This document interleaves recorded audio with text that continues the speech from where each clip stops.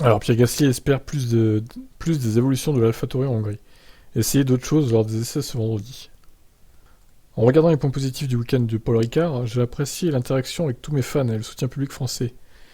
Quant à notre week-end en piste, vendredi, les nouvelles Evo ont donné une bonne performance, mais nous n'avons pas pu en tirer le maximum samedi ou dimanche. Et nous sommes repartis de France sans aucun point au final. Constat d'échec, accablant. Nous avons besoin d'un peu plus de temps pour évaluer le nouveau package, mais il y a évidemment une limite à ce que nous pouvons faire en quelques jours seulement. Cependant, je sais que nos ingénieurs examineront toutes les données, afin que nous puissions essayer autre chose lors des essais ce vendredi sur le Hungaroring, qui sera un autre week-end assez chaud, et peut-être pluvieux. J'ai généralement bien fait en Hongrie, ça a toujours été un succès pour moi, j'ai terminé 6ème, 6ème et 5ème lors des 3 dernières courses que nous avons disputées là-bas, et l'année dernière j'ai également réalisé le meilleur tour. J'aime beaucoup le tracé, c'est très sinueux et technique à piloter, avec très peu de lignes droites. C'est unique et vous pouvez vraiment entrer dans un rythme. En termes de plaisir de conduite, le Hungaroring est l'un de mes préférés. Comme toujours là-bas, il sera très important de bien se qualifier, car les dépassements sont traditionnellement très difficiles. Avec la trêve estivale qui arrive, après cette course, ce serait bien de partir en vacances avec un bon résultat à mon actif, pas seulement pour moi, mais pour toute l'équipe. Quels sont les défis du tourniquet hongrois? Vous avez besoin de beaucoup d'appui sur cette piste, de niveau similaire à Monaco. Ça fait partie de ce que les évolutions apportées sont censées nous offrir. Nous allons pousser autant que possible pour être là où nous pensons devoir être en termes de perfo. Il sera aussi intéressant de voir quel genre de spectacle nous offrirons avec ces nouvelles F1 sur cette piste étroite. J'espère que nous pourrons performer. Eh ben, il va falloir, hein, parce que là, c'est grave en manque de points du côté d'AlphaTauri. Donc, il va falloir vraiment réagir. Autant Red Bull, il domine avec Ferrari, autant AlphaTauri, cette année, c'est catastrophique. Et pourtant, c'est l'écurie sœur, quoi. Comme quoi, ça veut rien dire. Je vous laisse commenter. Ciao. Toto Wolff, la fiabilité est le point fort de Mercedes cette saison. Bon, il y a au moins un point positif, c'est clair. Donc Toto a déclaré, je pense que notre plus grand atout est la culture que nous avons au sein de cette équipe. Le système immunitaire de l'équipe nous permet de travailler avec le bon état d'esprit lors des moments difficiles, et nos pilotes possèdent aussi cette culture et cet état d'esprit. Nos pilotes commettent très peu d'erreurs, sauf en Autriche. Bon, les deux sont crachés en qualif. Ils tirent le maximum de la voiture, sont intelligents et ne lâchent jamais rien. Nous avons tous vu le dépassement de Georges sur Pérez au Castellet. La fiabilité a été un de nos points forts jusqu'ici. J'espère ne pas nous porter malheur en disant ça. Notre fiabilité est bonne et nous avons fourni un travail solide, mais nous devons comprendre comment développer davantage de performance pour les qualifs et les débuts de course. Et oui, il semblerait que Mercedes a du mal quand même à mettre ses pneus en température, ce qui est un point faible pour les qualifs et les débuts des relais, mais par contre, le point fort de ça, c'est qu'ils sont assez constants au final, et ils usent pas trop leur gomme, parce qu'elle surchauffe pas. Mais ils ont quand même du mal à la chauffer dès le début, quoi. Donc voilà, à voir ce qu'ils vont produire comme performance en Hongrie. Ciao. Le Grand Prix d'Italie 2022 aura un public record. Monza s'apprête à recevoir 320 000 spectateurs sur l'ensemble du week-end, j'imagine. 320 000 spectateurs qui vont assister donc à la casse moteur de Charles Leclerc en tête du Grand Prix d'Italie. L'horreur totale, quoi. Nous sommes toujours en train d'agrandir les stands temporaires pour ne laisser personne de côté, a déclaré Angelo Sticci Damiani, président d'Automobile Club d'Italie, qui a révélé que l'affluence constituera un record pour un Grand Prix d'Italie. Les chiffres pour le week-end de Monza sont déjà exceptionnels, on se dirige vers 320 000 spectateurs. Sur le week-end, des chiffres qu'on n'a jamais vus. Cependant, la quête de Charles Leclerc pour le titre mondial semble être mal embarquée après sa sortie de piste en France. Néanmoins, Damiani croit encore que Ferrari peut le faire. Malheureusement, ça arrive. Une erreur fait qu'un pilote parfait comme Leclerc a au moins l'air humain. À mon avis, il en sort plus fort en tant que pilote. Donc je continue à espérer. Ça nous manque beaucoup d'avoir un champion du monde Ferrari. Bah, c'est clair que la dernière fois, c'était 2007. Avec Kimi Räikkönen. Et encore, le titre a été vraiment gagné à l'arrache. Sinon, il faut remonter à Michael Schumacher en 2004, finalement. Donc effectivement, ça remonte, ouais. Bon, on verra ce que ça donne. Mais évidemment, Ferrari aura à cœur de briller sur ces terres. Ça, c'est sûr et certain. Ils viseront le doublé. Même si avec les longues lignes droites, je pense que Red Bull sera quand même très bien placé aussi. On verra bien. Ciao. Steiner confirme que Haas est opposé au changement de la FIA déjà trop tard dans le processus de développement, selon lui. Enfin, en même temps, Haas est motorisé par Ferrari, donc voilà. Nous sommes avec les 6 équipes qui ne veulent pas changer. Nous sommes assez satisfaits de l'endroit où nous sommes. Soit nous voulons garder le règlement ainsi, soit nous voulons trouver un compromis pour ne pas avoir à repartir à neuf dans le développement de l'année prochaine. Parce que 25 mm c'est trop, les concepts aérodynamiques seraient chamboulés. Nous avons commencé assez tôt, la voiture 2023. Et si vous changez les règles maintenant, nous trouvons qu'il est déjà trop tard pour le faire pour une petite équipe comme la nôtre. Donc on rappelle que Haas, Ferrari, Red Bull, AlphaTauri, Alfa Romeo et Williams sont contre ce changement. Celles qui sont pour, c'est Mercedes, McLaren, Aston Martin. Alpine, ils sont pas trop prononcés apparemment. Donc de toute façon, ils ont la majorité. Les équipes qui sont contre, donc a priori, ça ne se fera pas ce changement. Ou alors un compromis devrait être trouvé, ce sera pas 25, ce sera plutôt 15 ou 10 quoi. Donc à voir. Qu'est-ce que vous en pensez vous? Comment ça va finir d'après vous? Ciao ciao. Alors évidemment Horner monte au créneau et il veut pas que sa Red Bull change en 2023, vu qu'il a une voiture dominatrice. Enfin, co-dominatrice avec la Ferrari, on va dire. Encore une fois, je n'ai vu aucun problème. Hein. Je pense que les 3 ou 4 dernières courses, nous n'avons pas vu de problème. Je pense donc qu'il faut trouver une bonne solution. Une solution de bon sens et ne pas réécrire trop tard le règlement pour l'année prochaine. Je pense que c'est un problème encore plus important pour les petites équipes qui n'auraient tout simplement pas les ressources nécessaires pour réagir. Je pense, quelle que soit la mesure prise, il faut qu'elle soit raisonnable. Je contesterai en fait s'il s'agit d'une question de sécurité. C'est à l'équipe de décider comment elle choisit d'utiliser sa voiture. Vous pouvez supprimer le martionnage très facilement au détriment de la performance. Par conséquent, ce n'est pas le devoir de la FIA de s'assurer qu'une équipe est compétitive. Sinon, nous aurions eu des balances de performance moteur au cours des 10 dernières années. Oui, sauf que le moteur n'a rien à voir avec la sécurité pour le coup. Ça va pas ça va pas donner des problèmes de santé aux pilotes d'avoir un moteur trop rapide par rapport à un autre. N'est-ce pas, Christian? Le Britannique déplore que l'argument de la sécurité revienne si souvent. C'est une carte derrière laquelle il est facile de se tenir, parce que théoriquement, ce n'est alors pas le sujet d'une commission ou d'un vote de Conseil mondial. Je pense que quelque chose peut être fait, mais je pense que ça doit être juste et raisonnable. Les chiffres qui ont été discutés sont juste beaucoup trop extrêmes par rapport à la réalité de ce qui pourrait probablement être fait. Enfin, ils s'inquiètent des mesures trop drastiques prises pour l'an prochain, et de leurs conséquences. Il est trop tard pour eux de dessiner une voiture maintenant pour l'année prochaine. Ils parlent des hausses de 25 mm de la hauteur du plancher. Ça change totalement les réglages, sur le plan aérodynamique. Ouais, alors j'imagine qu'il y aura un compromis, que ça sera pas 25 mm de hauteur. 25 mm, ça fait 2 cm et demi, ça paraît pas beaucoup, hein, pour nous, mais à l'échelle de la F1, c'est énorme, en fait. Donc voilà, bah écoutez, de toute façon, tout au long des semaines qui arrivent, on aura des nouvelles, hein, sur ce qu'ils vont faire en 2023, je pense. Et on va attendre, évidemment, avec impatience, ce qu'ils préparent comme directive pour Spa. Le fameux plancher flexible. Allez, ciao. Alors, Wolf fait une croix sur le titre et mise sur Leclerc. Oui, bah, de toute façon, il y a trop de points de retard, hein, clairement. On s'est planté mécaniquement, on s'est planté aérodynamiquement. Voilà, très défaitiste, hein, Toto Wolff, là. Lorsque l'AFP demande à Toto Wolff s'il s'attendait à avoir un tel début de saison sans victoire, une première depuis 2011, il répond « On a toujours su qu'un jour, ce serait plus compliqué. On a eu 8 années, avec des grands succès, on a repoussé les limites comme jamais dans aucun sport, en gagnant 8 fois de suite un championnat du monde. Mais on a toujours été préparé à ce jour, à ce qu'un jour, on se retrouve face à ces difficultés. Et maintenant, on est dans cette situation. Gagner cette année avant le Paul Ricard, j'aurais dit oui. Aujourd'hui, on se demande pourquoi on a 1 seconde de Verstappen et 6 dixièmes de Ferrari. C'est loin pour pouvoir rêver de gagner des courses. En Formule 1, le chrono ne ment jamais, et aujourd'hui, il dit qu'on n'est pas rapide. C'est comme ça, on s'est planté mécaniquement, on s'est planté aérodynamiquement. Ce n'est jamais une seule chose, c'est une combinaison de tout ça. Comment garder Lewis Hamilton motivé? Il semble en tout cas jouer son rôle de soutien à fond pour remonter la pente. Ça me surprend pas, encore plus de son professionnalisme dans l'analyse des datas, des séances, c'est clair, lucide, transparent et calme. C'est impressionnant, même pour un septuple champion du monde. En interne, il n'y a aucun signe d'énervement, aucun. Au contraire, plus c'est difficile, plus il est calme. Il adore ce qu'il fait, il parle du développement et de l'équipe. Je ne le vois pas quitter la F1 bientôt. Wolff concède que maintenant, c'est terminé pour le titre. Ça serait bien pour le sport que Leclerc puisse continuer à jouer le championnat jusqu'à la fin. Charles est un pilote exceptionnel, une super personnalité. Il mérite de gagner. Je ne sais pas si ça lui sert à quelque chose, mais si je pouvais choisir, ce serait lui. Bah, tu m'étonnes. Vu le passif avec Verstappen et Red Bull, oui. On se doute qu'il va pas choisir Verstappen. Hein. Voilà, donc très remonté Toto Wolff. Bon, après, il exagère un peu, il n'y a pas 1 seconde d'écart autour en course avec Verstappen quand même. Hein. Ils ont fini à 10 secondes. Bon, certes, il y a eu un safety car qui a annihilé tous les écarts.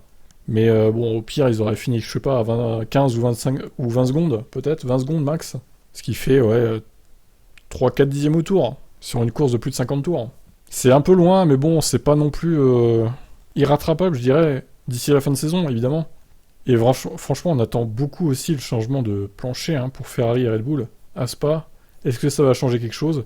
Est-ce que c'est vrai que Perez, au final, avait ce nouveau plancher et qu'il était complètement largué par rapport au Mercedes? Ça pourrait tout changer en vrai.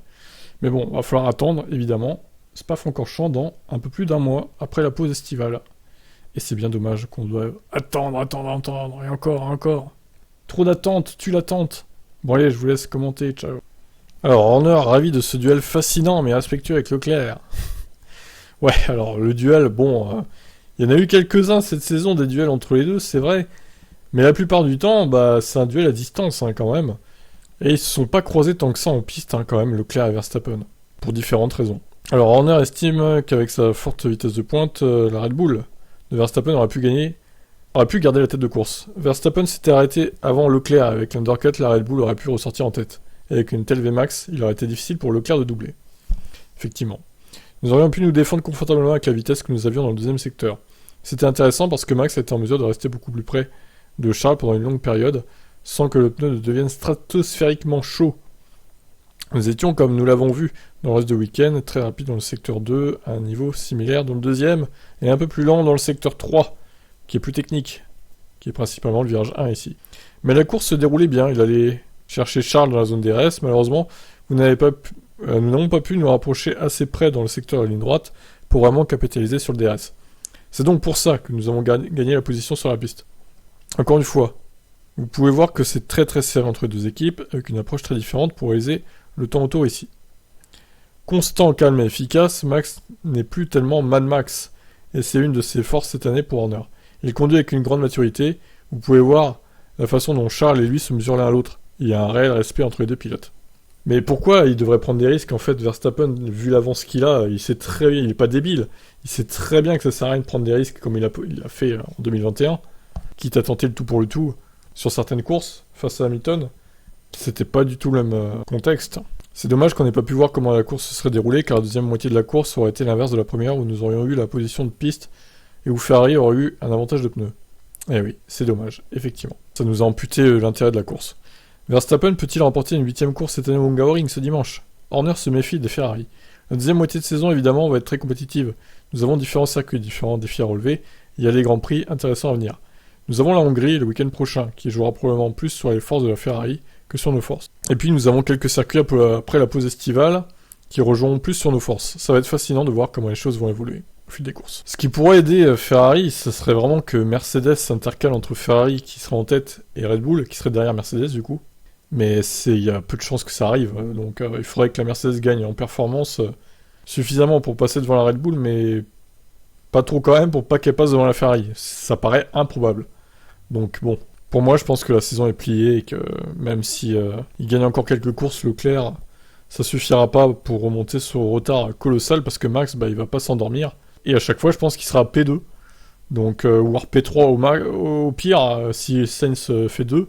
Mais bon, ça sent mauvais, très mauvais. C'est vraiment l'erreur qu'il fallait pas faire pour Charles Leclerc en France. Même si certains continuent de dire que c'est pas une erreur, que c'était un problème technique de la voiture, comme Rosberg, vous avez été très nombreux à réagir d'ailleurs. Mais perso, je pense quand même que c'est une erreur. Rien ne prouve le contraire en tout cas.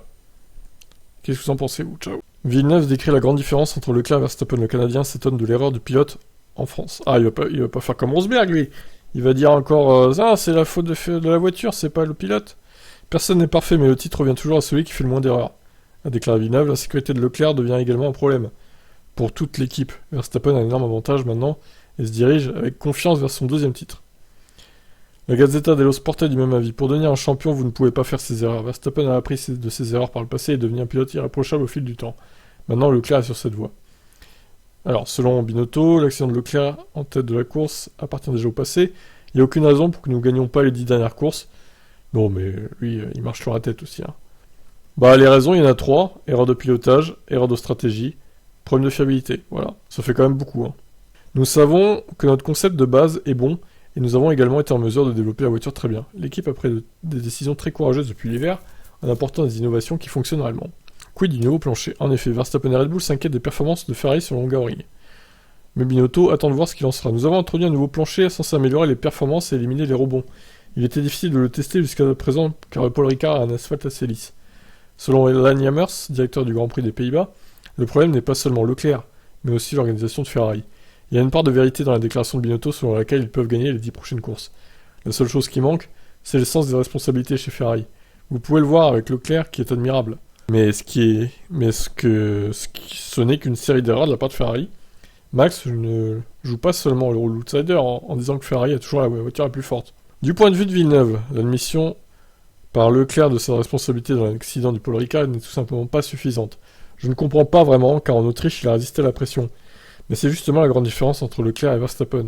Ces choses-là n'arrivent tout simplement pas avec Max. S'il est battu par Leclerc, il finit généralement deuxième, et donc ce gros écart de points ne va pas être facile à réduire. Nous avons maintenant un championnat avec des voitures fondamentalement égales, mais l'une d'entre elles a une grande avance. C'est le meilleur exemple de la façon dont un championnat se gagne et se perd. Le champion du monde 97 se désole de voir que Carlos Sainz a terminé 5ème en s'élançant 19ème, mais il aurait pu terminer sur le podium. Sainz a été malchanceux. D'abord, ça s'est mal passé lors de son arrêt, la pénalité qu'il a reçue ensuite aurait dû être rachetée. Quoi ? Elle aurait dû être rachetée ? Ça veut dire quoi ça ?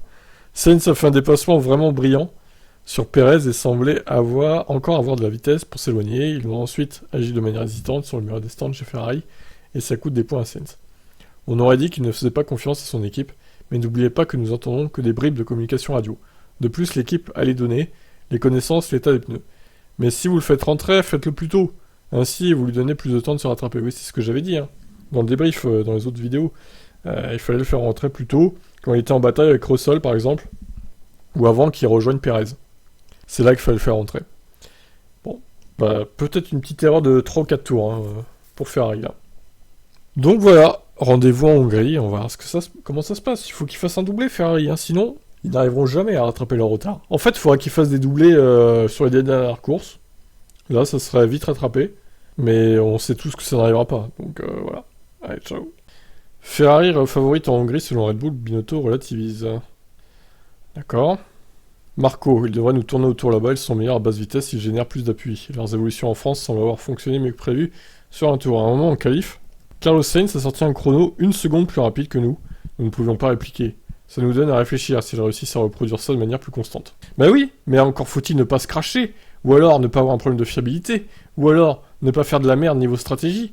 Ça fait 3 choses hein, quand même. Hein. 3 choses, 3 conditions sine qua non. Et pour Ferrari, c'est beaucoup de respecter ces 3 choses visiblement.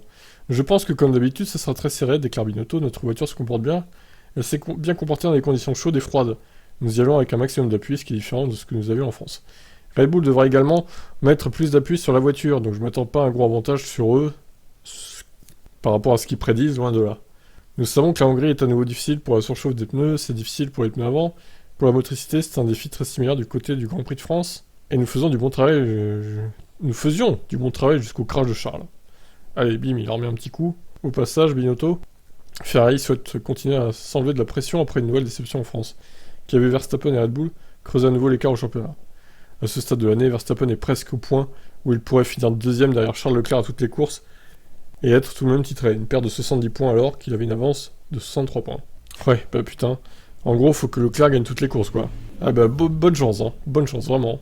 Alors, Binotto veut une approche course par course. Nous ne pouvons pas nous permettre plus d'erreurs. Tout comme ils ne peuvent pas se permettre des erreurs. Ah si, ils peuvent s'en permettre, eux, parce qu'ils ont 63 points d'avance, en fait. Donc même s'ils font une petite connerie à un moment donné, ça va pas être cher payé, finalement, parce qu'ils ont toujours une grosse marge. Je pense que c'est le risque pour tout le monde. Nous allons procéder étape par étape, course par course, et rester concentrés. Nous allons essayer de les défier, essayer de gagner toutes les courses d'ici la fin de saison. C'est la seule chose que nous pouvons faire. Ensuite, nous verrons ce qui se passera jusqu'à la fin de saison. Ouais, ben en fait, il dit ça depuis 3-4 courses, il dit ça, on va essayer de gagner toutes les courses d'ici la fin de l'année. Bah, à chaque fois, il y a une couille, en fait. Donc, ils n'y arrivent pas à gagner les courses. Ou alors, ils ne gagnent pas avec le bon pilote. Exemple, Silverstone, par exemple. Donc, voilà. Ferrari les clown un jour. Ferrari les clown toujours. On verra ce qu'ils donnent en Hongrie, mais il faut viser le doublé hein, pour Ferrari. Sinon, il n'y a plus aucun espoir. Parce que là, je vous explique, hein, si Verstappen gagne encore et que, par exemple, Leclerc fait P2, il aurait 70 points d'avance, en admettant qu'il fasse pas le meilleur tour. Verstappen, il aurait 70 points d'avance, il resterait 9 courses. Donc là, il pourrait se contenter de finir deuxième à toutes les courses restantes. Il serait champion du monde. Quel enfer. C'est terrible. Bon allez, je vous laisse commenter, ciao. Alors, Quartararo pourrait bien faire un test sur une Mercedes. Alors là, le mec, s'il fait un test dans la Mercedes avant Grosjean, je rigole hein, quand même. C'est quand même prévu depuis 2020, Grosjean. Nous travaillons pour pouvoir effectuer un test dans une F1 à la fin de l'année, alors croisons les doigts. La Formule 1 est très différente du MotoGP, mais j'aime vraiment ça. J'aimerais pouvoir monter dans la voiture un jour. Quartararo fera un test chez Mercedes à la fin d'année, alors soyez attentifs à ça, ça devrait être intéressant. Bien qu'il ne soit pas habituel pour un pilote MotoGP de tester des monoplaces de F1, les exemples abondent, plus médiatisés étant celui de Valentino Rossi qui a roulé avec Ferrari en 2005 et qui était sur le point de passer à l'acte. Le docteur a de nouveau testé en 2019 une Mercedes, dont, tout comme Jorge Lorenzo, il avait fait en 2016. Donc écoutez, affaire à suivre. En tout cas, oui, il a l'air très intéressé par la F1, Quartararo. Donc peut-être un test chez Mercedes à venir en même temps que Grosjean. Allez, au même endroit, même jour, ou à un jour près. Qu'est-ce que vous en pensez, vous ? Ça pourrait se faire, non ? Allez, ciao ciao. La FIA rejette les soupçons de favoritisme pour Mercedes. La secrétaire générale par intérim de la FIA a déclaré qu'elle ne s'associait tout simplement pas des critiques formulées par Robert Binotto. Donc c'est Shaila Anrao, là. On rappelle qu'elle avait été conseillère spéciale du patron de l'équipe Mercedes, Toto Wolff. Avocate de renom, Madame Rao se fait remarquer lors d'une interview accordée au Corriere della Sera, qu'il s'est passé tellement de choses dans la F1 ces derniers temps qu'elle pourrait facilement croire qu'un semestre s'est écoulé depuis sa prise de fonction au sein de l'instance dirigeante du sport auto. Quelques semaines se sont écoulées depuis le début de ma mission, mais il me semble que 6 mois se sont déjà écoulés. La raison pour laquelle il existe des craintes concernant son nouveau poste, c'est que Mercedes fait pression pour qu'une règle autorisant une flexion maximale du plancher des voitures soit respectée à la fois cette année et pour certains changements en 2023, car il cherche à éradiquer le marsouinage. Le point de vue de Red Bull et de Ferrari, c'est que les Allemands essaient d'influencer la FIA pour les aider à revenir en tête après une mauvaise première moitié de saison 2022. Selon le média italien, cela fait d'elle la femme la plus redoutée de la Formule 1. Ce qui l'amuse étant donné que le PDG de la F1, Dominique Ali, était le patron de l'écurie Ferrari, tandis que le président de la FIA, Mohamed Metsoulayem, a eu des liens avec Red Bull lorsqu'il était pilote de rallye. Ah ah, intéressant ça. Mais avant de travailler pour Mercedes, j'étais le directeur des affaires juridiques de la FIA. Le monde de la F1 est comme ça. Vous passez d'une équipe à d'autres missions. C'est plein d'ex de quelque chose. Même Dominique Ali est un ex de Ferrari. Mais je me soucie pas de certaines prises de parole. Je vais de l'avant et je continue à faire ce que j'ai toujours fait, travailler. L'année prochaine, des changements ont été proposés qui annuleraient, ou du moins minimiseraient les rebonds aérodynamiques et mécaniques, mais signifieraient également que les équipes doivent modifier certaines choses dans leur conception en raison d'une diminution de l'appui. Red Bull et Ferrari font partie des 6 équipes qui sont mécontentes de devoir apporter des changements à leur voiture. Le patron de Red Bull, Horner, a décrit les tentatives de Mercedes pour changer les règles comme effrayantes, mais Rao a déclaré que les nouveaux changements au règlement proposés pour 2023 ne sont pas encore fixés.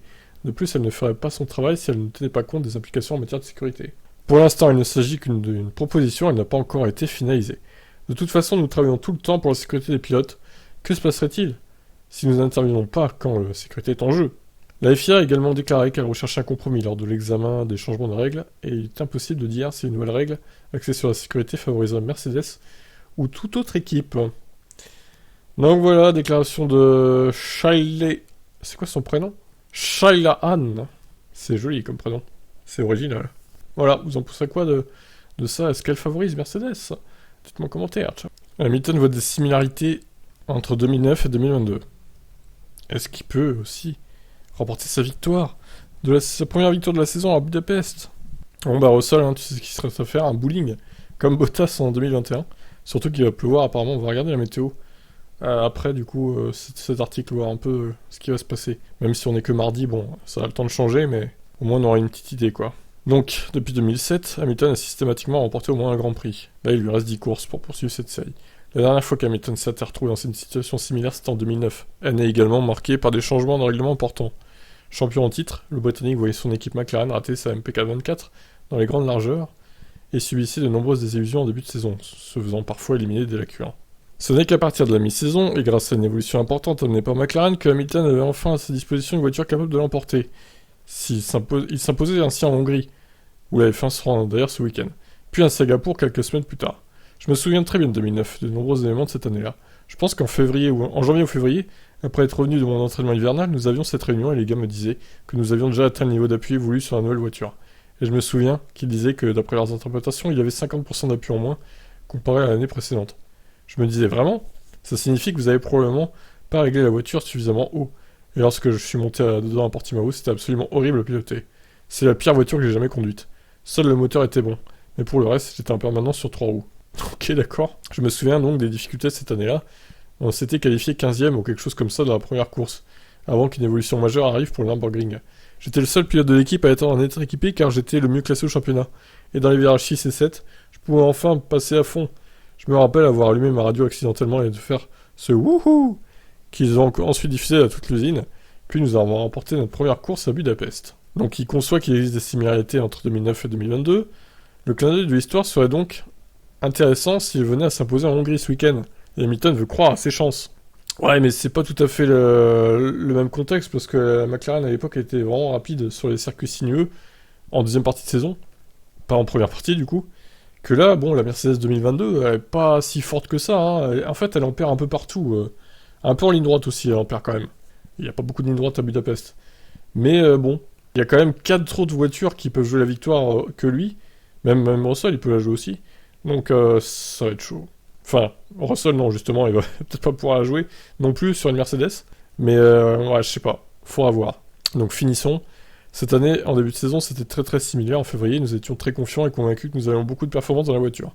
Mais bien sûr, elle s'est mise à rebondir. Il nous a fallu beaucoup de temps pour régler ce problème. On a dû sacrifier de la perfo pour ça. Mais je dirais que toute cette expérience, c'est impressionnant de voir un groupe de personnes ne jamais abandonner. Tout ce que vous voyez au sein de ces équipes, je pense que nous n'avons pas fait le grand pas en avant, comme c'était le cas en 2009 pour gagner à Budapest. Mais qui sait? Ouais, voilà, c'est ça. On n'abandonnera pas, nous continuerons à tout donner. Il fera chaud là-bas. Peut-être que notre voiture y sera performante, peut-être que nous serons plus proches de ces gars-là. Je l'espère en tout cas parce que j'adore ce circuit. Alors, la météo? Ah! Ouah! Alors, vendredi, il va faire chaud avec du soleil. Enfin, ensoleillé du moins. Par contre, ça se gâte le samedi.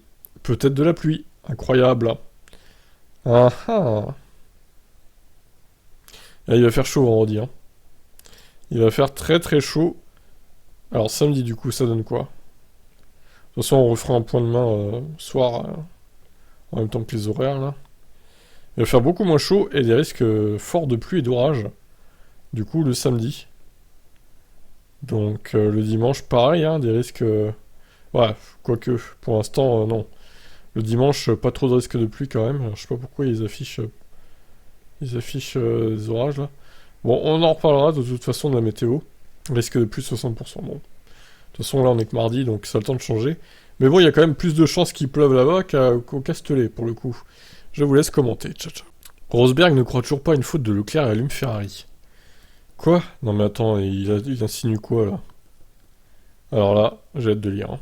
Je pense vraiment que c'était prématuré de la part de Leclerc de prendre sur lui la responsabilité de l'accident. Parce que c'est vraiment très inhabituel que ça se passe comme ça, parce que vous n'êtes même pas en train de pousser au maximum, vous économisez vos pneus. Pour que l'arrière se mette à bouger comme ça, c'est exactement le moment où le vent vient de l'arrière. Et si vous avez une rafale malchanceuse ou quelque chose comme ça peut soudainement vous enlever 20% de votre appui aérodynamique à ce moment-là. Rosberg soupçonne le pilote Ferrari que le pilote Ferrari n'est pas en cause. Pourquoi pas le moteur, voire la pédale, même si Mattia Binotto l'a fermement démenti. Et aussi, que s'est-il passé avec le moteur, voire la pédale? Il suffit d'une petite coupure ou de quelque chose qui peut faire sortir l'arrière. Je pense vraiment qu'ils doivent prendre le temps de se pencher sur la question, car je ne peux pas croire qu'il s'agisse d'une erreur de pilote. J'ai aussi trouvé ça un peu étrange, et c'est là que Charles se plaignait de ne pas pouvoir mettre les gaz à cause de la pédale. Bon, il est un peu complotiste sur les bords, là, notre ami Nico Rosberg, j'ai l'impression, moi. L'autre loupé du dimanche de course fut la stratégie de Sainz. L'Espagnol s'est arrêté 5 ou 10 tours trop tard en médium. De plus, son équipe a parlé stratégie avec lui en pleine bataille intense avec la Red Bull de Perez. Je secouai la tête en voyant la stratégie de Ferrari pour Sainz. Que diable font-ils là? Tout d'abord, il était au milieu d'une énorme bataille sur la piste et toute son équipe ne regardait plus. Plus ça, ils étaient à faire leurs calculs sur le timing des arrêts au stand et il lui parlait comme au milieu de l'action. Je me suis dit, les gars, qu'est-ce que vous faites? Ensuite, les pneus auraient été bons jusqu'à la fin. Ils avaient même une chance d'avoir encore Lewis pour la deuxième place. Qu'est-ce qui se passe ici? Vraiment, je pense qu'il est temps qu'ils fassent encore des changements.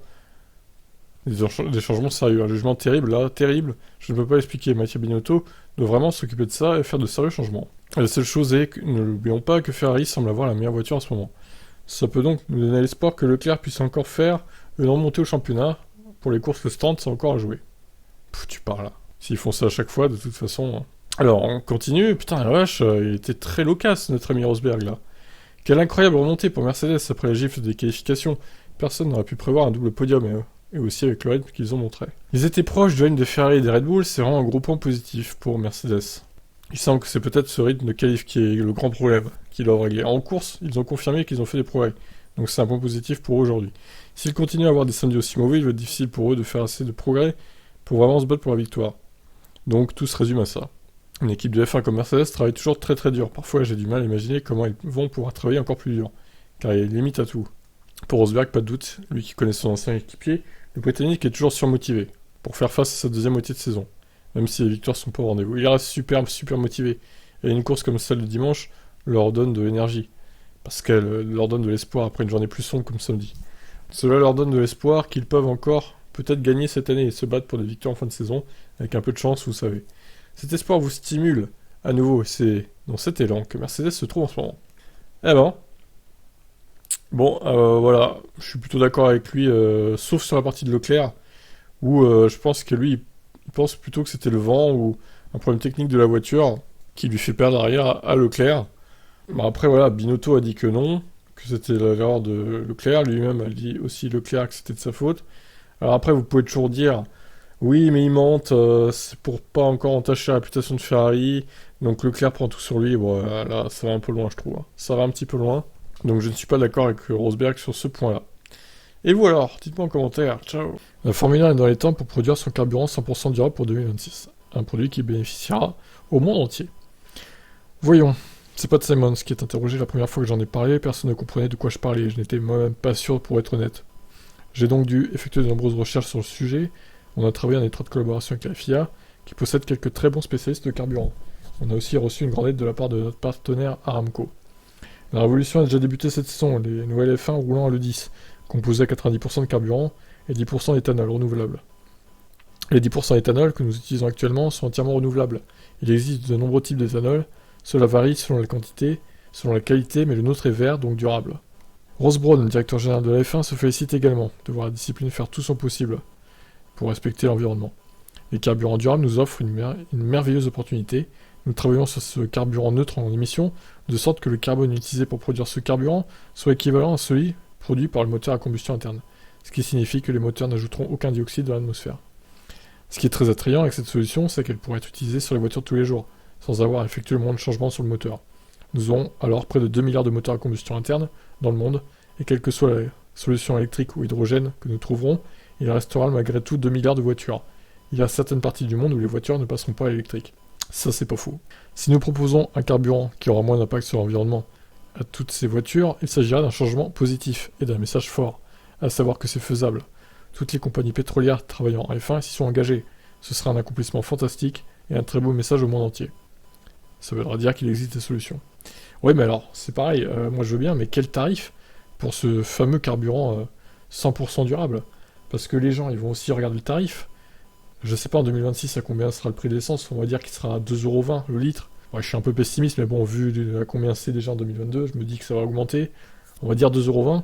Et si le carburant durable est à 3€ le litre, vous croyez vraiment que les gens vont l'acheter en fait? Bien qu'il soit 100% durable, comme ils le disent, personne va l'acheter quoi. Il faudra qu'il soit, en plus d'être durable, très bon marché. Sinon, enfin en tout cas moins cher que le carburant normal. Sinon, personne va l'acheter leur truc là. On a travaillé avec Aramco et nous avons testé plus de 39 mélanges de carburant.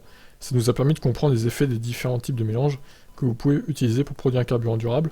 Nous les avons testés sur un moteur monocylindre de F1 afin que ce soit représentatif et je pense que ça nous a permis d'accélérer nos progrès. Ross Brawn poursuit, Aramco va produire ce carburant depuis 2 usines, une en Arabie Saoudite et l'autre en Espagne. Il y a de nombreuses personnes qui voudront le produire elles-mêmes, mais nous pensons qu'ils sont ceux, au même titre que d'autres fournisseurs d'énergie, de la F1 qui pourront produire ce dont nous avons besoin. La F1 a toujours poussé pour la technologie et a été la pionnière de cette technologie hybride qui peut être utilisée à bord des voitures de tous les jours.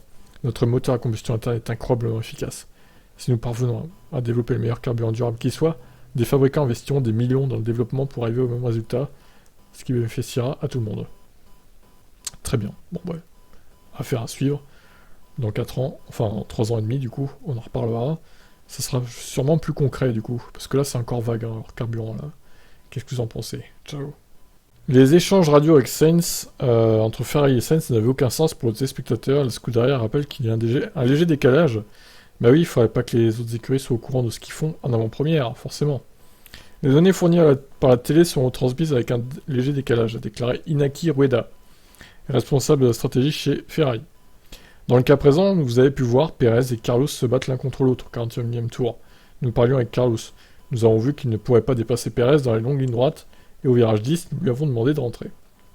Évidemment, il se battait contre Pérez et pensait qu'il dépasserait au tour suivant.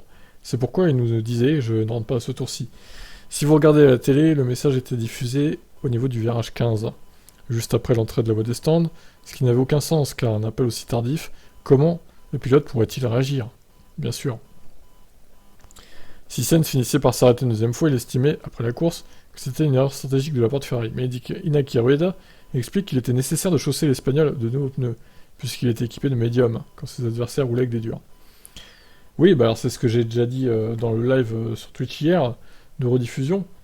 Le truc, c'est qu'en fait, Sainz... pardon, pas Sainz. Leclerc, en plus de niquer sa propre course, vu qu'il s'est pris le mur, il a un peu niqué celle de Sainz. Parce que Sainz, il avait chaussé des durs. Donc il devait faire au moins 25 voire 30 tours avec. Il aurait peut-être pu même faire qu'un arrêt au final. Et pourquoi il s'est arrêté? Parce qu'il y a une safety car. Safety car provoquée par qui? Par Leclerc. Donc du coup, il a dû basculer sur une stratégie à 2 arrêts, contraint et forcé quoi. Donc continuons. L'espérance de vie du pneu médium était de 25 tours et le relais effectué après la voiture de sécurité en aurait duré de 35. Il en manquait donc 10. Lorsque le pilote dépasse l'espérance de vie du pneu, il doit en prendre soin en pilotant très lentement avec le risque d'une potentielle crevaison. Une crevaison est potentiellement très dangereuse car vous terminerez à coup sûr dans une barrière. Ah, ça dépend. Regardez Hamilton à Silverstone en 2021. En 2020, pardon. Pas 2021. Mais il avait crevé, il a fini quand même la course et il a gagné. Ferrari avait encore moins de regrets car une pénalité de 5 secondes pour Sainz après un arrêt au stand de la Scuderia jugé dangereux. Il lui aurait été difficile de rivaliser avec Perez et Russell en fin de Grand Prix. Même si Carlos était parvenu à dépasser Russell et Perez. Il n'aurait jamais été en mesure de créer un écart de 5 secondes sur eux en devant économiser ses pneus. Avec cette information en tête, nous décidons de l'arrêter. Nous avons fait en sorte qu'il puisse obtenir le point attribué pour le meilleur tour en course. Ouais, ça peut se défendre, ok. Après, comme j'ai déjà dit, est-ce qu'il n'aurait pas fallu l'arrêter à 15 ou 16 tours du but avant qu'il bute sur Perez pendant plusieurs tours, là? Il aurait peut-être pu remonter plus vite. Si Horner affirmait que Verstappen aurait pu gagner en France, même sans l'abandon de Leclerc, Ueda n'est pas de cet avis. Charles a fait de l'excellent travail pour garder Verstappen derrière lui et Max s'est arrêté très tôt. Nous pensions que ce serait le cas, et Charles était prêt à l'ignorer, et à se concentrer sur sa propre course, mais il ne l'a malheureusement pas terminé. Nous étions confiants du fait que Charles pouvait s'arrêter 6 tours plus tard. Il aurait ainsi eu un meilleur rythme que Verstappen, et aurait pu le dépasser pour la victoire, sur la fin de la course. Tout à fait. Mais ça n'arrivera pas au final, puisque Charles s'est lamentablement mis dans le mur. Bon, on va arrêter de l'accabler, le pauvre, ça doit déjà être assez dur comme ça pour lui. Donc maintenant, on va passer à la Hongrie, hein, et on va arrêter de parler de ce satané crash, même si évidemment, à la fin de la saison, ça pourrait compter fortement pour le championnat. Bon allez, je vous laisse commenter, ciao. Mercedes doit encore trouver beaucoup de temps pour jouer la gagne, selon Toto Wolff. Alors donc, Toto a déclaré « Je pense qu'Hamilton a été en mesure de stabiliser l'écart à 5 ou 6 secondes dans le premier relais. Mais il faut être honnête et dire que lorsqu'ils se sont confrontés directement l'un à l'autre dans le deuxième relais, donc Hamilton contre Verstappen, Max ne faisait probablement que maintenir la voiture sur la piste. Donc dans ma perspective de verre à moitié vide, il y a encore beaucoup de temps autour à rattraper. C'est pas faux. Il est toujours très pessimiste, hein, Toto Wolff. Mercedes a connu un week-end fait de haut et de bas au Paul Ricard, avec l'espoir de se battre aux avant-postes sur un circuit qui semblait naturellement convenir à la W13.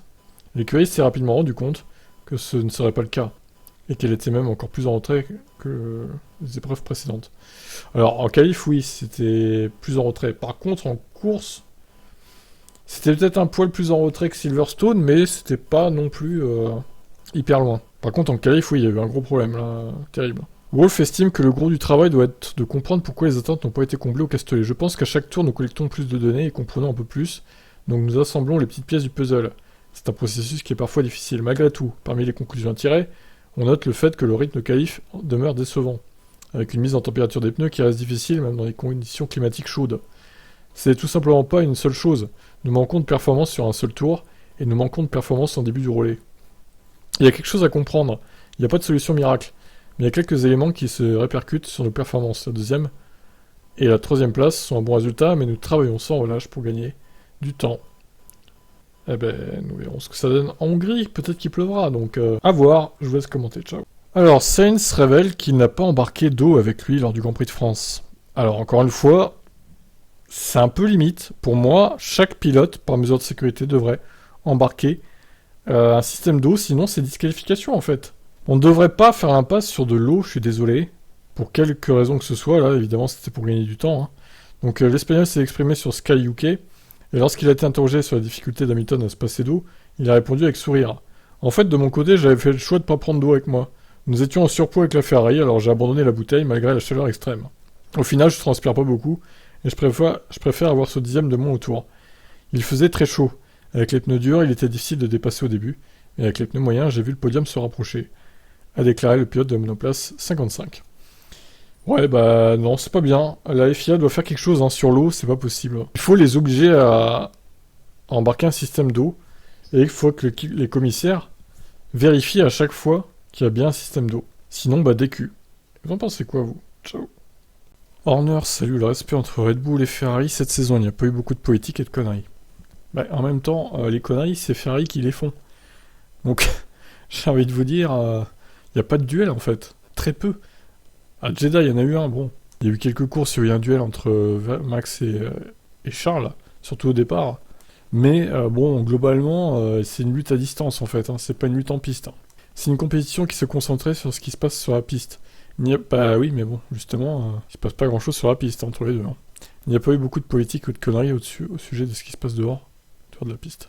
Il y a un respect entre les deux équipes qui est extrêmement compétitif. Nous sommes en face à face chaque course et il y a un véritable respect entre les pilotes et les équipes, ce qui est bon à voir. Horner profite pour relancer cette bataille des mots avec Toto Wolff, qui a déclaré avant le Grand Prix de France que la Mercedes se rapprochait des victoires. Ils ont fait des réclamations avant le week-end, mais Max a pu contrôler cela assez facilement. J'ai entendu dire que Toto a dit qu'il travaillerait pendant la pause estivale pour améliorer la voiture. Oui, il plaisantait, hein, évidemment. C'est quoi les réclamations qu'ils ont fait là? Qu'est-ce qu'il raconte lui? Horner reconnaît que son équipe a été plus en verve en début d'année par rapport à son potentiel qu'elle a exploité au mieux. Mais le directeur de Red Bull salue toutefois le travail de la Scuderia sur sa monoplace. Ferrari a une super voiture, je pense qu'ils sont un peu meilleurs que nous sur les vibreurs. Nous avons une voiture très glissante sur le plan aérodynamique, donc elle est rapide sur la ligne droite. C'était très serré à presque toutes les courses auxquelles nous avons participé cette année. Tout dépend de qui va réussir le jour J, avec l'usure des pneus, la température, au hasard au stand, la stratégie, tout est crucial. C'est très serré, je pense que nous avons aussi peut-être saisi davantage nos opportunités dans la première moitié de l'année. Je m'attends à ce que ça soit très serré dans la seconde moitié. Oui, bah tant que Ferrari se sabordera tout seul, j'ai envie de vous dire, ça sera pas très serré, hein. Et il est temps que ça s'arrête, ça d'ailleurs. Il reste plus que 10 courses là maintenant, Ferrari n'a plus le droit à l'erreur, hein. Vous avez déjà fait assez de conneries comme ça, que ce soit par les pilotes, par la stratégie ou par la fiabilité. Maintenant stop. Et on verra si le respect est toujours là entre les deux, d'ici la fin de la saison. Après peut-être, hein. Évidemment, tant qu'il y aura 60 points d'avance ou 50, Max, il est pas con, il va pas prendre des risques inutiles. Il ira pas au contact avec Leclerc, hein, ça c'est évident. Bon, à voir. Ciao, ciao. Alors, avis aux millionnaires, hein, s'il y en a qui me suivent. La Ferrari F300 de Michael Schumacher est à vendre. Donc c'est la voiture de 98, tout simplement. Elle sera mise aux enchères au Monterey Conference Center du 18 au 20 août. Cette Ferrari châssis numéro 187 est la 7ème des 9 voitures F300 fabriquées cette année-là par Maranello. Et sur les 4 Grands Prix où elle fut alignée, Michael Schumacher est allé chercher la victoire. Ça a commencé le 7 juin 98 sur le Grand Prix du Canada. Le Baron Rouge s'élance depuis la 3ème place sur la grille, devancé par les deux McLaren qui étaient très dominatrices à l'époque. Cette course est célèbre pour la panique lors des deux départs avec le tonneau exécuté de Wurz et sa Benetton Playlife. Et le deuxième accident au premier virage, sur la nouvelle procédure de départ où Wurz évite Salo en perdition et percute Trulli. Bon bref, à la fin du mois de juin, c'est le Grand Prix de France à Nevers-Manicourt.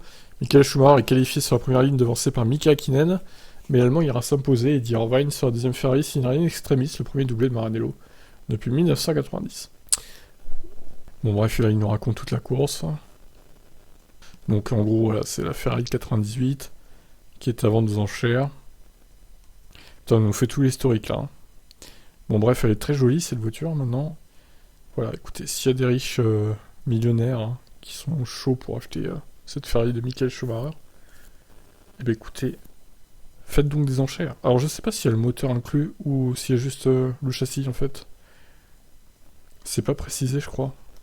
Je pense que vu le prix quand même, le prix de cette monoplace est évalué entre 6 et 8 millions de dollars. Je pense que vu le prix, il y a le moteur à se fournir avec quand même. Bon, affaire à suivre. En tout cas voilà, c'était juste pour vous parler de ça. Ciao. Et Red Bull va continuer d'apporter des Evo sur RB18, des nouveautés moins importantes, mais régulières. Même si Leclerc obtient 10 victoires, il pourra encore ne pas remporter le titre, ce qui montre à quel point c'est difficile pour lui maintenant. Parce que Verstappen en 10 courses tout seul... Verstappen en 10 courses tout seul, ce sera très difficile. Heureusement, Mattia Binotto est calme et serein. C'est vraiment incroyable qu'il ne perde pas son sang-froid. Je pense que c'est une qualité très positive. Bah, le truc, est-ce que c'est pas un défaut, hein, qu'il soit calme et serein? Au final, on dirait qu'il a aucune émotion, Binotto, qu'il est mou. Il s'énerve jamais, rien. Enfin bon, comment veux-tu être le leader d'une équipe si tu t'énerves jamais? Au moins, Toto Wolff, l'année dernière, il s'énervait. Non pas contre les pilotes, mais contre les situations en piste et tout. Là, on avait des émotions, quoi, clairement. Que le Binotto, bon bah, le mec... c'est pas du tout le même type de gars que Toto Wolff, hein. Et moi, je préfère avoir un Toto Wolff dans l'équipe qu'un Binotto, perso, hein. Donc, du côté de Red Bull, on se méfie encore de Leclerc. Avec Budapest, il y a maintenant un circuit qui devrait être meilleur pour Ferrari. Ce n'est qu'après la pause estivale qu'il y aura encore des courses qui nous conviennent, déclare Marco. De fait, Horner confirme que la RB18 va encore être développée. Nous avons un plan qui prévoit le développement le plus efficace possible dans le respect du plafond budgétaire. Pour le moment, il n'est pas prévu de s'en écarter. Marco le confirme, les évolutions ne seront plus aussi importantes, mais il y en aura encore une bonne partie de la seconde moitié de saison. Nous avons une grande avance, mais elle est probablement plus grande qu'elle ne devrait être quand on regarde les performances des deux voitures. Ça c'est évident, oui. Verstappen devra lui aussi prendre une pénalité pour l'utilisation d'un trop grand quota de pièces moteurs, et Marco révèle que Red Bull a une certaine flexibilité à ce sujet, afin de maximiser toutes ses chances de résultat. 3. Tu parles, ils ont 60 points d'avance, ils peuvent se prendre 2 pénalités, ça fera rien du tout, quoi. Ils devront choisir, c'est une piste sur laquelle il est facile de doubler. Beaucoup de choses peuvent encore se produire. Je pense qu'il faudrait gagner 10 à 12 courses pour avoir une chance réaliste au championnat. Bah, il en est pas loin, hein, du coup. Aïe aïe aïe, bon, il reste 10 courses, du coup. Enfin, je crois, hein, c'est pas 9, c'est 10. Je vais vérifier quand même, hein, dire n'importe quoi, là. Alors, 1, 2, 3, 4, 5, 6, 7, 8, 9, 10. C'est ça, 10 courses. Alors, s'il vous plaît, Ferrari, arrêtez de faire des bêtises. Est-ce que c'est trop compliqué de vous demander ça ou... Enfin, non, vous pouvez peut-être gagner des courses un jour. Vu la voiture que vous avez, je sais pas, hein. Et les pilotes, pareil, s'il vous plaît, arrêtez de faire des erreurs, quoi. On dirait bien que la fiabilité est un peu revenue chez Ferrari, donc profitez-en pour encaisser le plus de points possible. Et arrêtez de faire des bêtises, putain, c'est pas possible, ça. Il me désespère, cette équipe, hein, vraiment. Bon, on verra comment ça se passe. Allez, ciao. Et Mercedes estime avoir 6 mois de retard sur Ferrari et Red Bull. Mais elle espère toujours revenir, après la pause estivale. C'est clair qu'en début de saison, il y a eu du marsouinage, et on a vraiment été touché par ça, bien plus que les autres. Si je repense à Bakou ou à Monaco, on perdait même jusqu'à une seconde parfois au tour, avec les rebonds. Nous avons tellement travaillé maintenant, je ne sais pas si les caméras pourraient le montrer, mais maintenant, je sens que nous sommes meilleurs que Ferrari et Red Bull dans ce domaine. Cependant, nous devons garder la voiture dans une plage de réglage moins agressive qu'eux. Aujourd'hui, ce n'est pas une question de marsouinage, c'est une question de développement pour aller encore plus dans la plage des réglages. Ce phénomène a vraiment coûté très cher à Mercedes, autant en termes de temps en piste que de temps perdu sur les deux top teams. Avant, dans un tunnel de soufflerie, c'était très simple. Vous travaillez dans le tunnel, vous chiffriez les améliorations, c'était très simple. Maintenant, ça ne marche plus comme ça, il faut trouver un développement qui ne te fait pas marsouiner en même temps, et ça, tu ne peux pas le simuler en soufflerie. Ferrari et Red Bull ont fait beaucoup mieux que nous finissons d'apprendre. Après eux, nous avons presque 6 mois de retard. Je suis sûr que nous reviendrons, je sais que nous sommes encore un peu en retard, nous l'avons vu en France. Nous voyons des signes de progrès dans nos tests à l'usine. Je crois que dans les 2 ou 3 prochaines courses, après la pause de l'été, nous reviendrons vraiment sur eux. Peut-être des spas, à cause du fameux plancher, qui devrait être modifié. Mystère, suspense. Je vous laisse commenter, ciao. Gasly, le Grand Prix de France mérite de rester au calendrier. Oui, mais c'est pas nous qui décidons. Il était très ému de voir tous ces drapeaux français, c'est la première fois que je voyais un Grand Prix de France de la sorte. Et la première fois que je profitais d'une telle expérience depuis ma victoire à Monza. Vous pouvez vous apercevoir que les gens sont passionnés de Formule 1 dans ce pays. Alors, je sais pas, hein, si les gens sont passionnés de Formule 1 dans le pays, alors certes, il y avait 65 ou 70 000 personnes dans les tribunes. Ces gens-là sont passionnés, certes, mais il y a quand même 66 millions de Français. Je suis pas sûr que tout le monde soit passionné de Formule 1, au contraire, loin de là. Malheureusement pour le Français, son week-end à domicile était très compliqué malgré l'arrivée d'évolution sur sa voiture. J'espère que nous aurons encore le Grand Prix de France l'année prochaine, ou même celle d'après, parce que je pense qu'il mérite de figurer au calendrier. Ce sport fait partie de notre ADN, ça a toujours été ainsi.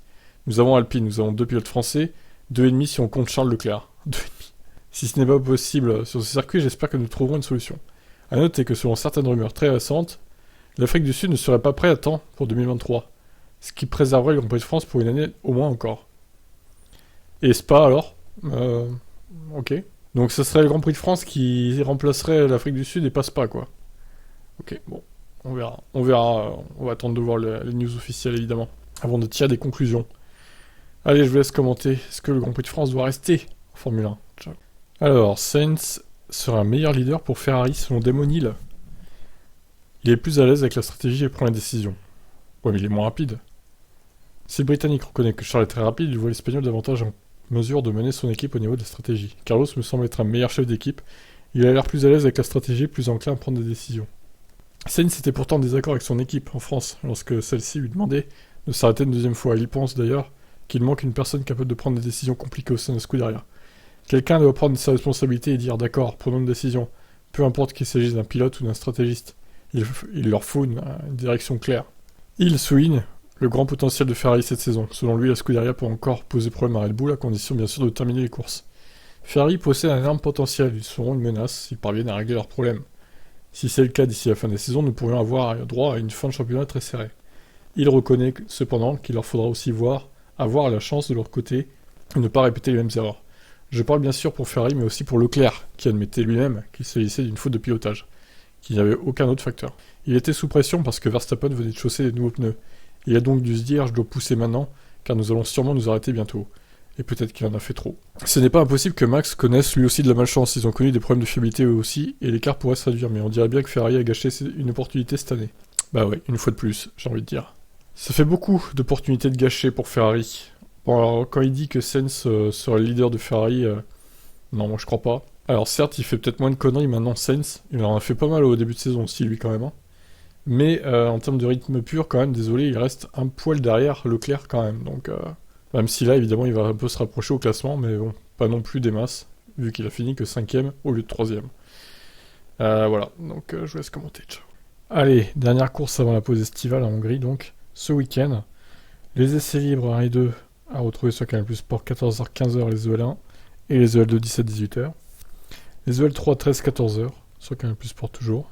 Et les qualifs 16h-17h toujours sur la même chaîne. Et dimanche 31 juillet, donc, le Grand Prix à 15h, donc des horaires habituels pour un Grand Prix européen. Bon, maintenant, voyons la météo quand même. Alors, vendredi chaud et ensoleillé. Samedi, par contre, à mon avis, ça va pleuvoir. Même la NOAA qui prévoit quelques risques d'orage vendredi. Bon, vendredi, on s'en fout, au pire, c'est les essais. Ce qui nous intéresse, c'est vraiment pour les qualifs. Ah ouais, samedi, ça va être chaud. Ça risque de pleuvoir samedi. Dimanche, par contre, j'ai pas l'impression. Je pense que dimanche, il n'y aura pas de pluie, par contre. Dommage. Chaque fois, on a de la pluie pour les qualifs et pas pour la course. C'est un peu frustrant, quand même. Ça aurait pu mettre un peu de piment, la pluie dimanche, mais bon, a priori, il n'y en aura pas. Ça serait plus le samedi, du coup. Bon, et voilà, je vous laisse commenter. Ciao.